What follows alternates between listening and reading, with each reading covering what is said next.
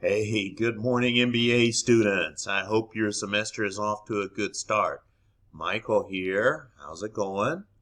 I think I'm starting to get the hang of this screencast-o-matic thing. And so this is the first of our real lessons. What I'm going to talk about in this first lesson is just some basic stuff. I'm going to raise some questions that you may or may not have considered before, like what is strategic management? Yeah. So sit back and enjoy the ride. All right then, let's get right into it. The first question I'm going to ask you to think about is what is strategy? So what I'm going to ask you to do right now is to stop this particular video and go to that link on the As You Learn page right below this video. It says video, what is strategy? Watch that and then come back here. So now that you've watched that video and you've given this question a little bit of thought, I want you to just stop and ponder for a moment this question. What is strategy? Most of you guys are accounting majors. Some of you are marketing majors. Some of you are finance majors. There's nobody in here that's a strategy major. So this is a rhetorical question. I'm not going to provide an answer, but I'm just going to let that hang out there. We'll come back to this question later. But before I dig into it, I just want you to stop and think for just a moment. What is strategy? What do you expect to learn from this particular course, right? Well, you might guess we do have a specific definition, very textbookish, but that's all right. Looks like my video here is slightly in the way. Maybe I'll move this up here. It's better. So, yeah, what we're going to say is that strategy consists of thinking, analyzing, coming up with different ideas, coming up with different hypotheses and theories about what might make a company perform better than its competitors. After you've given this some thought, this is the textbook classical method of strategic development. Then you've got to commit to certain actions to achieve that above average performance and returns. Once you've committed to that, then you have to think about what you will do. All right? And so this is after considerable thought. Just as important, if not more important than what you will do, is what you will not do.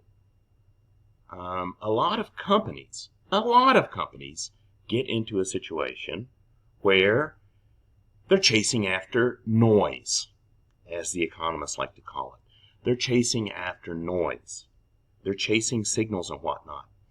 And so it's very important to say, hey, that might be an opportunity to make some bucks in the short run, but we're not going to do that. That's not who we are. We're not going to do that. We're going to stick to our knitting and do what we do best and have our strategy.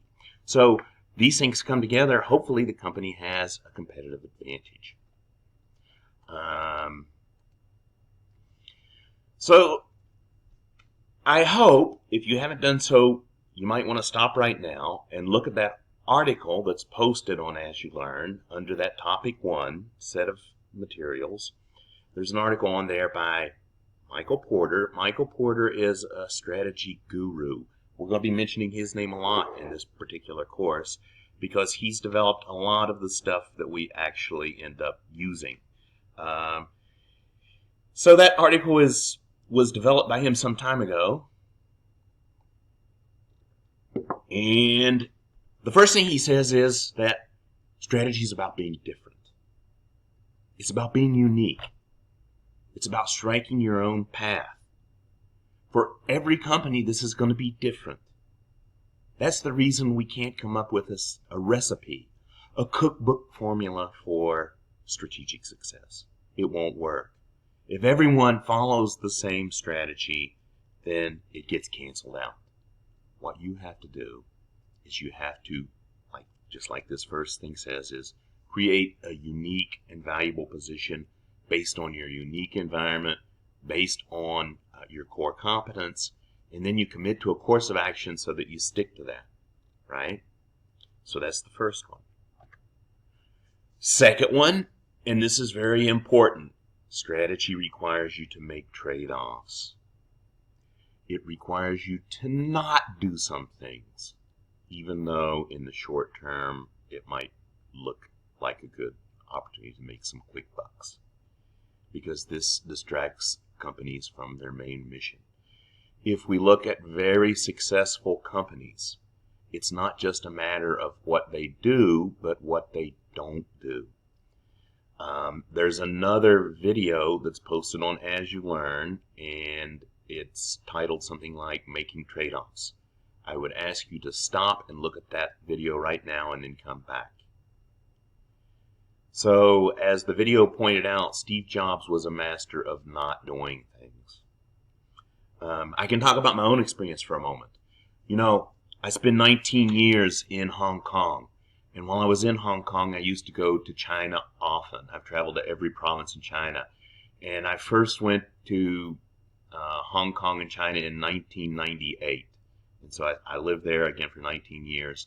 And so I got to see these Chinese companies. And one thing that we noticed about these Chinese companies is that they never passed up an opportunity.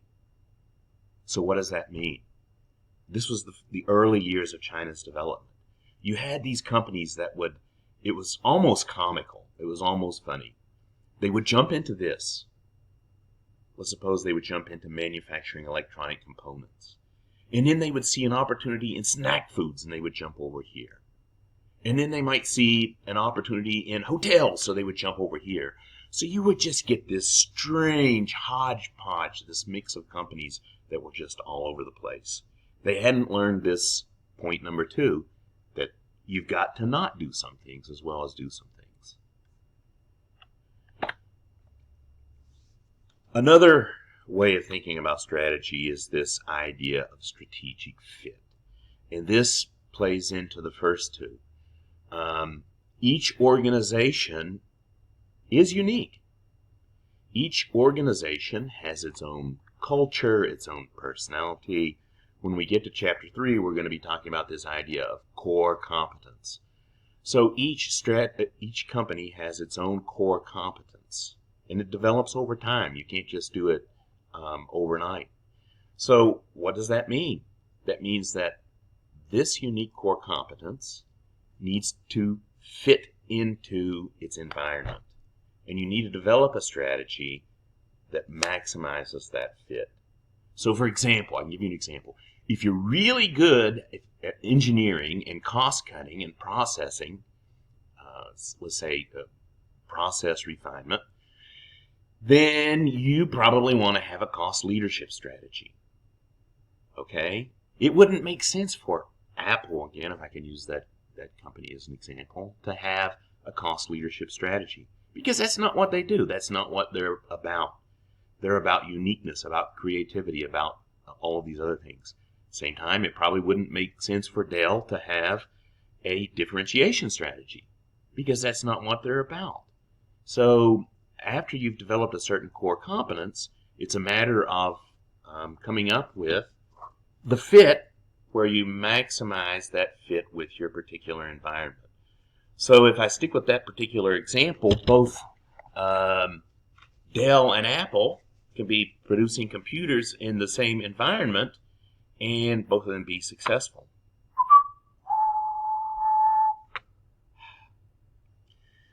So the next point, operational effectiveness. What's operational effectiveness? Right. Operational effectiveness is making your operations more effective, making them, running a tight ship. A lot of people think, well, strategy is about running a tight ship. If we can run a tight ship, then we're going to be successful. Well, not necessarily. I don't like to say that strategy is not about operational effectiveness, because operational effectiveness is important. And some companies could have an advantage on operational effectiveness. But operational effectiveness alone is not enough to have a sustainable competitive advantage. That is, just because you're running a tight ship doesn't mean you're going to be successful. If the environment is competitive and everybody else is running a tight ship as tight as you, then it's going to cancel out. Again, if we go back to the point number one, strategy is more about striking out a unique position. Now, if your unique position is having the best operational effectiveness, you figure out a way to do that, then yeah, you could say that that's your strategy. But for most companies, just running a tight ship is not enough. So operational effectiveness is not strategy. This is a big one. I see a lot of students, a lot of MBA students, a lot of undergraduate students that say, I'm just going to work harder than everybody else. That's going to be my strategy. I'm going to stay up and work harder than everybody else. That's my strategy. I'm going to outwork everybody. Is that a good strategy for an organization or even an individual? No, it's not. That's not a strategy. That's a recipe for having a heart attack before you're 35. I think many of us, I come from a business family.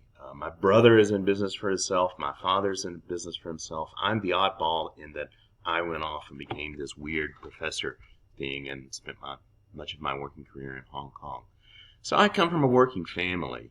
Most of us are from across North Carolina. Some of us are from other places outside of North Carolina, and some of us from other places around the world.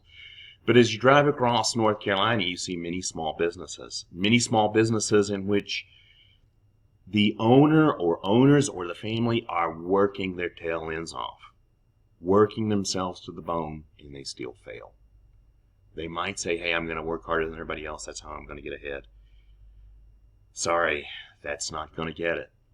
I'm not saying don't work hard. Nobody's saying don't work hard. Of course, you want to work hard. But sometimes you want to be lazy. Sometimes you want to do things smarter, not harder. So, number 5, if you said, well, I'm going to work harder than everybody else, okay, good luck with that.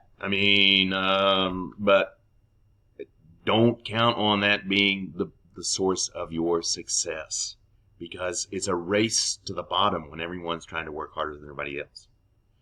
So working harder than everyone else is not the strategy. Number 6, strategy rests on unique activities that are coordinated and work together. What does that mean? Well, that means that if your marketing department is launching this luxury campaign, you don't want your engineering department to be focusing on cutting costs, or vice versa. You want everybody to be rowing in the same direction. You want it to be coordinated. You want everybody in your organization to know what's happening so that they know. When I get up and I go to work today, I know what this company is all about. I know what we're trying to do, and I'm going to do my little part in making sure that we're all rowing in the same direction. If you've got people moving in different directions, then, as you guessed it, that's not a good thing. Number 7, good strategy means discipline. You need to focus on the things you do well and forego temptation to do other things. This one is somewhat related to the one on not doing some things. That's true. But it's more about focus. If you look at companies that are successful, what we're going to say is have a sustainable competitive advantage. They're focused on what they do well, and they don't get distracted. That means not doing some things. That means doing things in a particular way, searching out new ways of doing the particular thing that they do well. And so it means discipline. Okay? So that's it. That's all for that Michael Porter article on what is strategic management. So I want you to think about this. Some of these questions will be popping up on our online quiz exams. So think about this. Now, hopefully you have a better idea, a little bit of an idea about what strategy is and what it is not, and how we're going to handle things in this course. Couple of definitions. Average profits are different than above average profits. This might sound trite, it might sound obvious, but by definition, most companies are average, right? What we're shooting for in this particular course is how can companies, bada bang, how can they move up? We know that it's tough. It's even tough to get to this point. It's hard to even have average profits. Many companies don't even make it that far. Many companies get by year after year after year making below average profits, but for emotional reasons or whatever, they don't exit the industry. They stay in there. A lot of family farms continue to lose money or make below average profits where the family is just barely getting by because for years the farm has been in the family and they don't want to stop it. There are other businesses like that too, family businesses that are making below average profits. So what we're talking about are above average profits. We're interested in those companies that do better, that consistently make more money than other companies. So what we're going to do in this course, with this strategic management course, is we're going to talk about the different types of strategies that companies might have. For example, and different things that might affect the strategic choices and the strategic competitiveness of organizations. For example, economies of scale. I want you to dig back to your Econ 101 course and think about what are economies of scale. We're going to talk about that more in the second topic. Barriers to market entry. Diversification. Think about it. Companies can diversify or they cannot diversify. This is a clear choice. It's a fork in the road. Should we diversify? Should we not diversify? What would you say? Of course, it depends, right? So we're going to talk about the situations in which diversification makes sense, what kinds of diversification, and other situations where it doesn't make sense. Marketing people like this idea of product differentiation. Product differentiation means that the product has either real, tangible differences or maybe psychological differences among customers. This is something that managers and companies have control over. This is a strategic lever that they can pull. Industry concentration. Well, you can choose which industries you might go into. So this is another one. And finally, market friction. So that's it for now. Do you have any questions? No? Well, I'll tell you what. Listen, if you have any questions, get on the discussion board. Pop in there. Let's get a discussion rolling on these things. We'll do it that way. Next week, I'm going to plan on having some office hours where I have a defined time. I'm going to ask everybody to stop in. But in the meantime, we're going to stop for now, and I'm going to make another video on the next topic, which is the sources of competitive advantage. 2 possible sources of competitive advantage. Thank you. Bye-bye.